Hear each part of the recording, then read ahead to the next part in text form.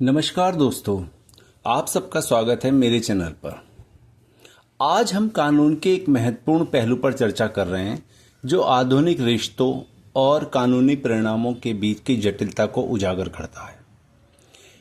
यह विषय है, क्या शादी का झूठा वादा करके शारीरिक संबंध बनाना हमेशा एक अपराध होता है? यह प्रश्न इलाहाबाद हाईकोर्ट के एक हालिया और निर्णायक फैसले से जुड़ा है, जो हमें सहमति और धोखे की कानूनी परिभाषा के बीच का अंतर समझाता है। इस विश्लेषण के माध्यम से हम इस केस के तथ्यों, कोर्ट में चली दलीलों और अंतिम निर्णय का गहन विश्लेषण करेंगे। हमारा उद्देश्य आपको यह समझाना है कि भारतीय कानून ऐसे मामलों में किस तरह से काम करता है और क्यों सहमति पर आधारित रिश्तों को सिर्फ वादे के टूटने पर आपराधिक नहीं माना जा सकता। यह फैसला कानूनी जगत में एक मिसाल के तौर पर देखा जा रहा है और यह समझना हर नागरिक के लिए जरूरी है। तो आइए शुरू करते हैं वीडियो। क्या शादी का झूठा वादा करके शारीरिक संबंध बनाना हमेशा एक अपराध होता है? इलाहाबाद हाईकोर्ट के निर्णायक फैसले का विश्लेषण, आधुनिक रिश्तों में सहमति और धोखे की कानूनी परिभाषा हम समझते हैं। एक परिचय देते हैं, एक जटिल कानूनी प्रश्न पूछते हैं।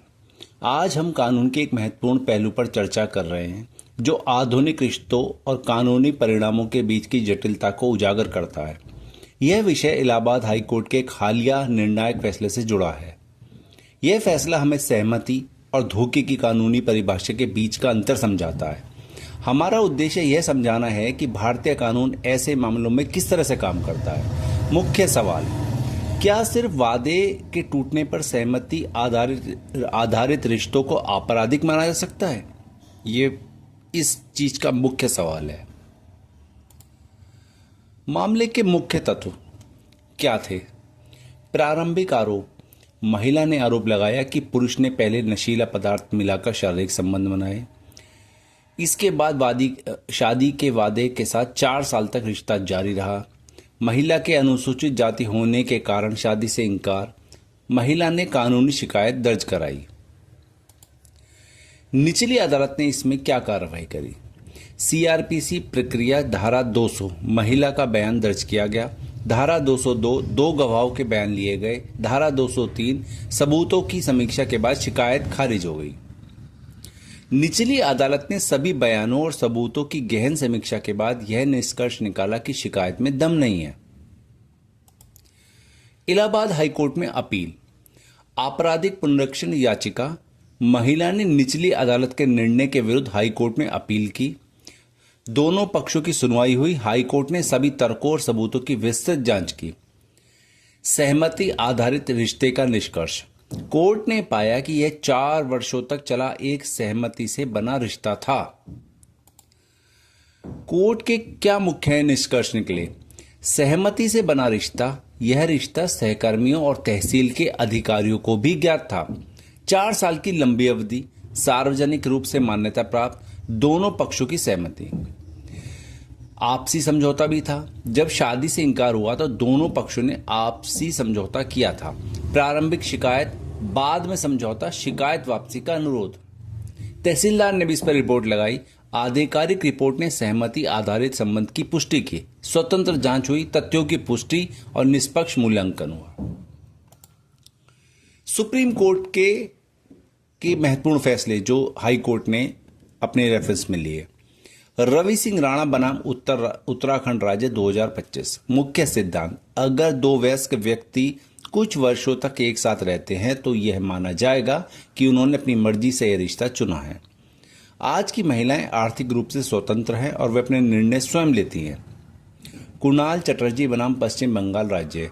न्यायिक मत, शादी के वादे के साथ सहमति से बने संबंध को बलात्कार नहीं माना जाएगा। केवल वादे के टूटने से कोई रिश्ता आपराधिक नहीं हो जाता। हाई कोर्ट का अंतिम निर्णय, याचिका खारिज हो गई। निचली अदालत के फैसले को सही ठहराया गया। निर्णय के जो आधार रहे वो इस तरह से हैं: सहमति आधारित रिश्ता, लंबी अवधि तक स्वैच्छिक संबंध, कानूनी मिसाल, सुप्रीम कोर्ट के स्थापित सिद्धांत, तथ्यात्मक साक्ष्य, स्पष्ट सबूत सहमति के, न्यायिक विवेक, भावना नहीं, कानून आधारित निर्णय। महत्वपूर्ण बात यह रही, यह फैसला भविष्य के समान मामलों के लिए एक मिसाल बनेगा। कानूनी सिद्धांत और सीख जो में मिलती है। सहमति का महत्व। कानून में वयस्क व्यक्तियों की सहमति को सर्वोपरि माना जाता है। लंबे समय तक चले सहमतिपूर्ण रिश्ते को केवल वादे के टूटने पर अपराध नहीं माना जाता। इस बात पे बहुत ध्यान देने की बात है। तथ्य आधारित निर्णय न्याय।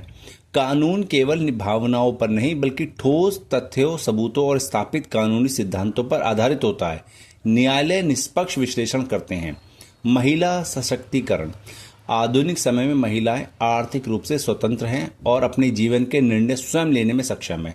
कानून इस वास्तविकता को स्वीकार करता है। निष्कर्ष क्या निकलता है इससे? हर टूटा हुआ वादा अपराध नहीं होता है, जैसा इसमें आरोप लगा था। यह फैसला साफ करता है कि जब कोई रिश्ता लंबे समय तक सहमति से चला हो तो सिर्फ शादी के वादे के टूटने पर इसे धोखा नहीं माना जा सकता। यह निर्णय भारतीय कानून प्रणाली में रिश्तों की जटिलता और सहमति के महत्व को रेखांकित करता है। कानूनी शिक्षा क्या मिलती है? यह केस संवेदनशील मामलों में कानूनी परिणामों को समझने के लिए महत्वपूर्ण है। भविष्य के लिए मिसाल, यह फैसला आने वाले समान मामलों के लिए एक महत्वपूर्ण न्यायिक मिसाल बनेगा। हमें उम्मीद है कि इस विश्लेषण ने आपको इस कानूनी पहलू को बेहतर ढंग से समझने में मदद की होगी। तो दोस्तों, यह केस हमें एक महत्वपूर्ण सीख देता है कि कानून की नज़र में हर टूटा हुआ वादा अपराध नहीं होता। यह फैसला साफ करता है कि जब कोई रिश्ता लंबे समय तक सहमति से चला हो तो सिर्फ शादी के वादे के टूटने पर इसे धोखा नहीं माना जा सकता, खासकर जब दोनों पक्ष वयस्क हों और अपनी मर्जी से रिश्ते में हों। यह निर्णय भारतीय कानून प्रणाली में रिश्तों की जटिलता और सहमति के महत्व को रेखांकित करता है। यह भी दर्शाता है कि कानून केवल भावनाओं पर नहीं बल्कि तथ्यों, सबूतों और स्थापित कानूनी सिद्धांतों पर आधारित होता है। यह केस उन सभी लोगों के लिए एक महत्वपूर्ण सीख है जो संवेदनशील मामलों में कानूनी परिणामों को समझना चाहते हैं। हमें उम्मीद है कि इस विश्लेषण ने आपको इस कानूनी पहलू को बेहतर ढंग से समझने में मदद की होगी। ऐसे ही और कानूनी विषयों पर जानने के लिए हमारे चैनल को सब्सक्राइब करें। मिलते हैं अगले वीडियो में, तब तक के लिए जय हिंद, जय भारत।